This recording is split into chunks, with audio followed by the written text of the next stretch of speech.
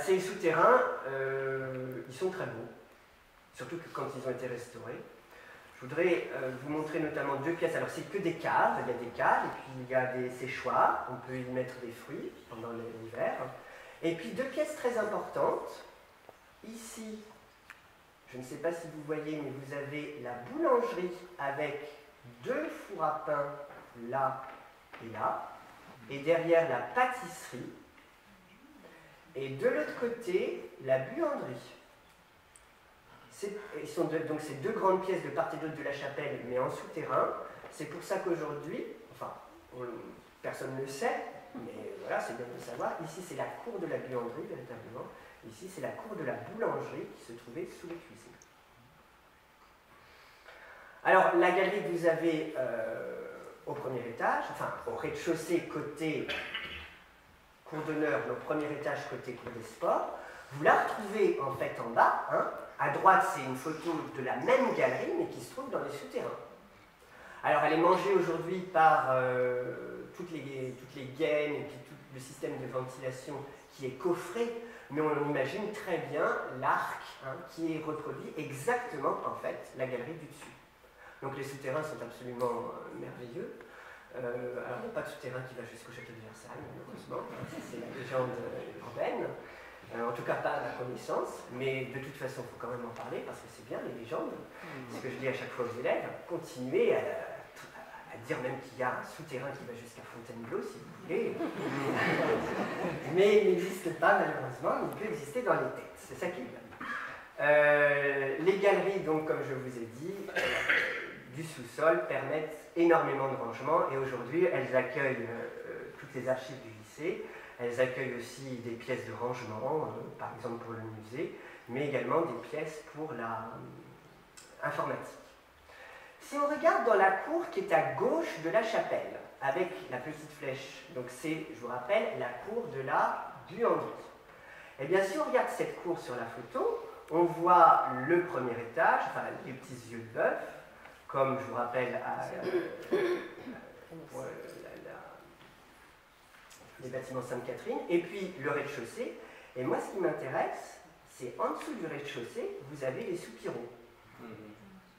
Et en fait, ces soupiraux sont beaucoup plus grands que les autres, parce qu'il faut savoir que les galeries en bas sont toutes éclairées par des petits soupiraux qu'on voit dans le cloître, mais qui sont minuscules. Là, si on se rapproche, vous voyez leur taille, elle est très belle, elle a une très belle allure. Et ça permet en fait, quand on est à l'intérieur du couvent, et dans les sous-sols, c'est la photo que vous avez en dessous, d'avoir un éclairage suffisamment important tout au long de la journée. Et ça, c'est dû à quoi? C'est dû au fait que la cour de la buanderie, qui est ici, est en pente. Elle est en légère pente, ce qui permet d'avoir à cet endroit-là des soupiraux qui vont vous permettre finalement de travailler dans la buanderie et dans la boulangerie avec la lumière extérieure naturelle assez longtemps dans la journée. Donc là encore, Richard Mink a utilisé les biens, en fait, a utilisé à bon escient le terrain.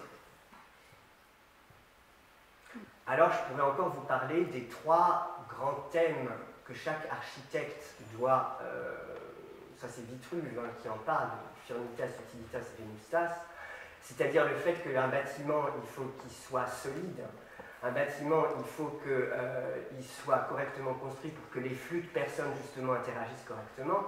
Et un bâtiment, en plus, il faut qu'il soit beau, donc c'est l'esthétique.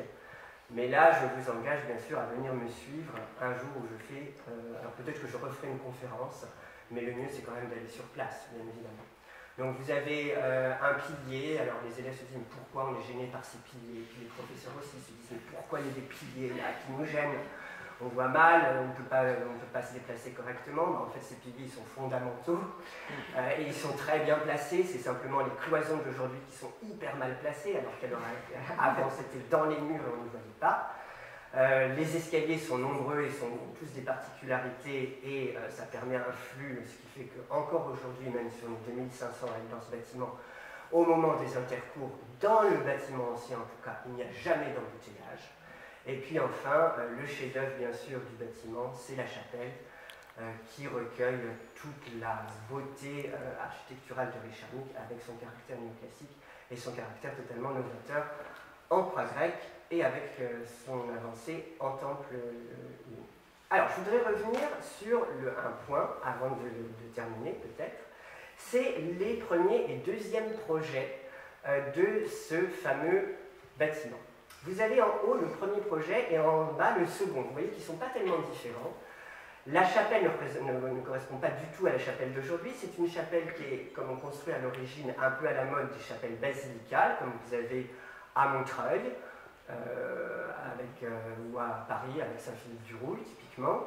Et puis, on revient sur les deux bâtiments qui encadrent la chapelle, qui sont les deux parloirs, et qui sont en forme de petites maisons, vous voyez, avec 3 baies, et puis 3 niveaux plus un comble, dans les deux cas. Il faut savoir que ces parloirs, ils ont exactement la même forme que la partie centrale qui donne au nord du bâtiment de la Reine, et qui est encadrée en rouge ici. Donc en fait, il est assez simple de faire un montage et de se dire, aujourd'hui on a ça, avec les parloirs que vous connaissez et la chapelle que vous connaissez, eh bien, je vais remplacer les parloirs d'aujourd'hui, qui sont finalement assez bas, par les parloirs du premier et du deuxième projet. Vous voyez que tout de suite, on a une sensation beaucoup plus d'oppression et de lourdeur. Et alors, si on rajoute en plus le bâtiment central qui était la chapelle, comme avait prévu Richard Nick, que j'ai mis en bleu ici, essayez d'oublier un petit peu ces fausses couleurs, mais représentez-vous dans la cour d'honneur avec ces bâtiments-là, ben ça change complètement de la radieuse cour d'honneur que nous connaissons, qui est d'un esthétisme, voilà, on n'en connaît pas d'autres en fait, mais dont les proportions sont beaucoup plus réussies en fait que celle-ci. Donc Richard Nick a proposé un premier et un deuxième sujet, a repris son œuvre et a eu un œil fin pour finalement avoir notamment ces parloirs qui étaient un étage plus bas, qui étaient en forme d'équerre, ce qui permet en fait de montrer qu'on est déjà dans une cour à l'intérieur d'un bâtiment, on n'est pas encore à l'intérieur de la clôture, mais ça ferme davantage la cour, et les deux bâtiments qui construisent au niveau de l'avenue de Saint-Cloud ont également la même forme en fait. Ils sont beaucoup plus hauts, mais ils sont également en équerre. Donc on rentre dans la cour et on s'y sent bien parce qu'elle est fermée, on s'y sent même presque protégé. Quant à la chapelle, elle est donc beaucoup plus basse. Alors elle présente des vertus considérables en termes d'architecture, avec des voûtes en arc de cloître, avec une coupole qui va ressembler au Panthéon, etc. Et finalement une harmonie bien plus belle que ces premiers et deuxièmes projets. Et Madame Adélaïde, qui va choisir celui-là, a bien eu raison. Pourquoi est-ce que j'avais ça? Je ne me souviens plus. Je vous présente cela pour... ah oui, si, pour une dernière chose. Premier projet de Richard Nick ici. Donc vous voyez la chapelle en plan basilical, absolument pas celle qu'on connaît. Et puis un bâtiment quand même conventuel qui est le même d'aujourd'hui. Les deux galeries qui permettent d'aller vers les parloirs, si vous me suivez bien. Et si on regarde les deux diagonales qui permettent d'obtenir le centre en fait, du couvent, on s'aperçoit que ces diagonales se retrouvent dans cette espèce de rotonde qui se trouvait derrière la chapelle. Ce n'est pas du tout le chœur en fait, c'était le premier chœur des religieuses et des pensionnaires qui était mélangé. Alors ça, vraisemblablement, Richard Nick s'est dit, bon, j'aurais peut-être pu mieux faire, et notamment ça montre que l'église est assez en avant par rapport à la cour d'honneur. Dans son troisième projet, il recule en fait la chapelle. Les deux, au lieu d'avoir une rotonde simplement pour les deux chœurs apparaissent de part et d'autre du chœur de la chapelle. Et si on recommence le même trajet avec les nouveaux parloirs, on s'aperçoit que la diagonale arrive parfaitement au niveau de l'autel du chœur. Et que donc la partie, bien sûr, religieuse du couvent, qui est avant tout quand même un couvent religieux en même temps qu'être une maison, un institut d'instruction, apparaît dans son troisième projet avec un aplomb, et puis c'est sûr qu'il y a pensé. Donc là, je dois dire que ce n'est pas moi qui ai découvert cette chose-là, je le dois à Marie-France Kim, qui a fait un très bel ouvrage lors de sa maîtrise d'histoire de l'art, et qui est apparu dans les années 1980. Je termine avec Richard Nick. Richard Mink donc va avoir véritablement son chef-d'œuvre qu'il va construire à Versailles. Richard Mink est un homme qui aura ensuite beaucoup d'importance puisqu'il va être repris comme architecte d'abord par les femmes, c'est-à-dire les filles de Louis XV, puis par Marie-Antoinette.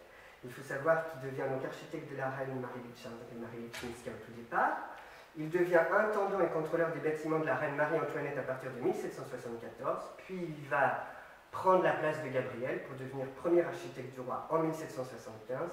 Et alors qu'il n'a pas fait ses études à Paris, il va même, et puis alors là ça va vraiment faire certaine importance, il va devenir directeur de l'Académie d'architecture en 1776.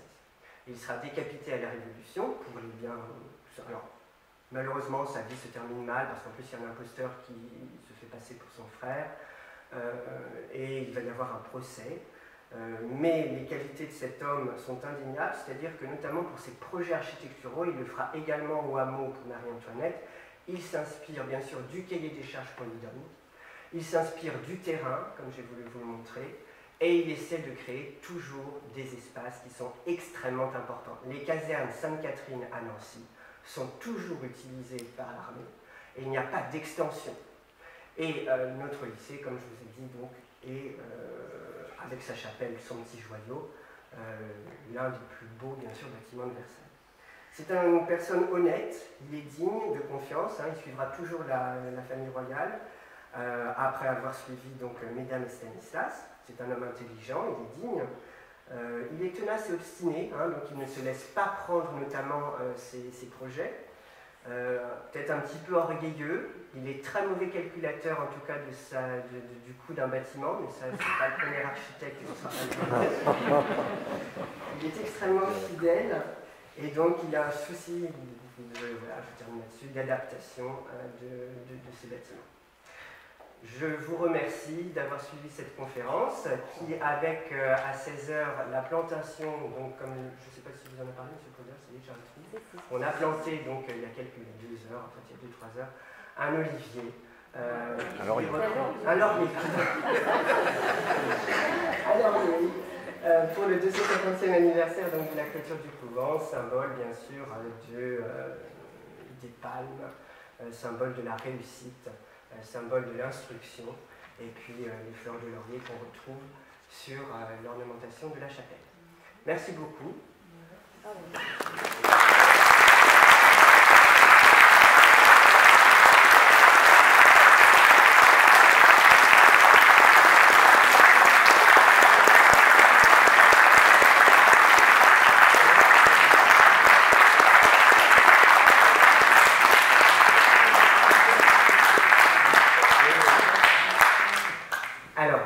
De rallumer peut-être la salle pour savoir s'il y a des questions.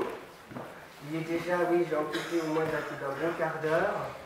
On va consacrer peut-être à 10 minutes de questions.